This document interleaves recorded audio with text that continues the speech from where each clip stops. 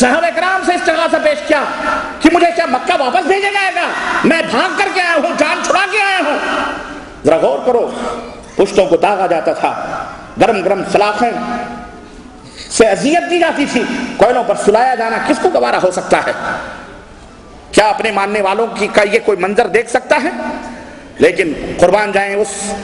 نبی کریم رؤوف الرحیم نبی پر، جس کی رواداریوں کا عالم یہ تھا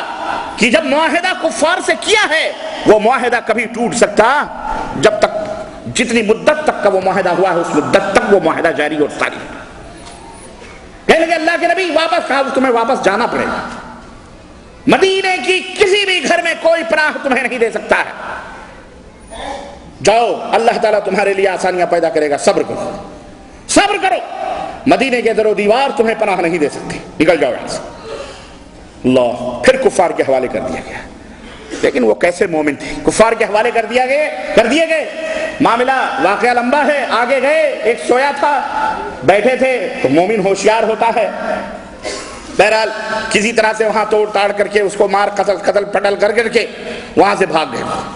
خیر بھاگ گئے، اب نبی صلی اللہ علیہ وسلم نے واپس کر دیا تو معاہدہ تو نہیں ٹوٹا، لیکن آپ دیکھیں کتنی بڑی یہ رواداری ہے یہ کہ اپنے ماننے والوں کو بھی اللہ کے نبی صلی اللہ علیہ وسلم نے معاہدے پر قربان کیا، اور آپ صلی اللہ علیہ وسلم نے معاہدہ کو توڑنا۔ آج کون سے معاہدے کیے جا رہے ہیں دنیا کے اندر؟ یہ خنزیر کے کھانے والے، من کے کالے تن کے گورے، یہ بھی معاہدہ کرتے ہیں، ہاں، اور صبح و شام معاہدوں کی دھجیاں اڑائی جاتی ہیں جنیوا اور یو این کے بلڈنگوں کے اندر، جیسے کہ وہ اقوام متحدہ نہ ہو بلکہ امریکہ کی رکھائل ہو، اور واقعی وہ امریکہ کی رکھائل ہے، امریکہ کی رکھائل ہے، جیسا امریکہ کہے گا اس کی رکھائل ویسا کرے گی۔ غرض کہنے کا مطلب یہ ہے، یہ دیکھیں آپ اس طرح سے رواداریوں کا ایک نمونہ، ہجرت کی رات، یہ دوسرا نمونہ نبی کریم صلی اللہ علیہ وسلم کا، ہجرت کی رات، خوناشام تلواریں، کاشان نبوت کو گھیرے ہوئے، رات کے سناٹے میں ہر قبیلے کا نوجوان یہ معاہدہ کرتے ہوئے کہ آج محمد گھر سے باہر نکلیں گے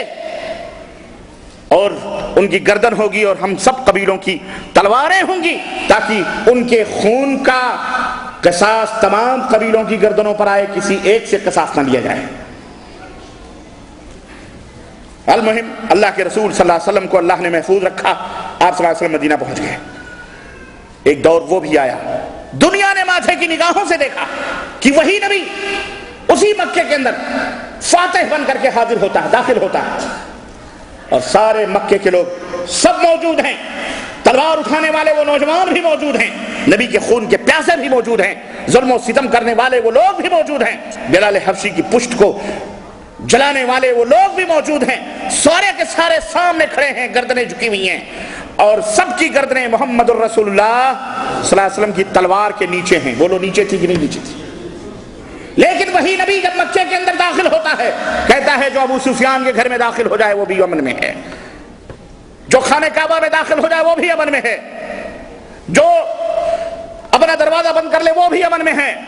سب منتظر ہیں کہ آج اس رؤوف الرحیم نبی کی زبان سے کیا نکلنے والا ہے۔ آج تو پرانا انتقال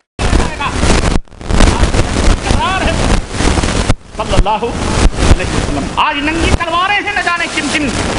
ماؤں کو یتیم، کن کن ماؤں کو اپنے اولاد سے ہاتھ دھونا پڑے گا، اور کن کن عورتوں کو بیوہ بننا پڑے گا، اور کن کن بچوں کو یتیم بننا پڑے گا، سارے منتظر ہیں۔